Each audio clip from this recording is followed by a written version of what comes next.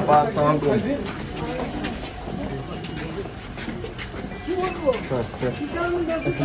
না না ভাই, এ ভাই, এই আশরাফুল ভাই, আমি সামনে গেলাম। হ্যাঁ, ধরো ধরো, যান, যান, যান।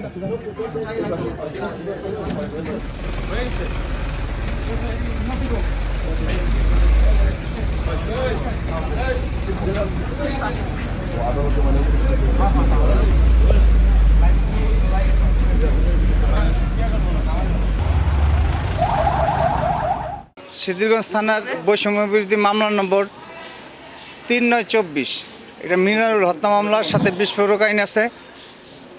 এই মামলায় নারায়ণগঞ্জের সিটি কর্পোরেশন সাবেক মেয়র সেলিনা হায়াত আইবিকে গ্রেপ্তার করছে। অদ্য কিছুক্ষণ আগে তাকে আদালতে তোলা হয়। আয়ুর আবেদনের প্রেক্ষিতে আদালতে তোলা হয় এবং বিজ্ঞ আদালত জনাব মাইনুদ্দিন কাদের স্যার, বিজ্ঞ সিনিয়র জুডিশিয়াল ম্যাজিস্ট্রেট, তাকে জেল হাজতে প্রেরণের নির্দেশ দেন।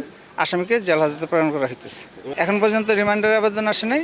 রিমান্ডের আবেদন আসলে পরবর্তীতে তারিখ ধার্য হবে। আজকে একটা হত্যা মামলায় তাকে প্রসিড করা হয়েছে, তার বিরুদ্ধে আরও 4টা মামলা আছে। এটা মিনারুল হত্যা মামলা, এটা ওই যে আদমদিনগরের রাস্তার মধ্যে এটা হত্যাটা হয়েছিল 20/7/2024 তারিখে।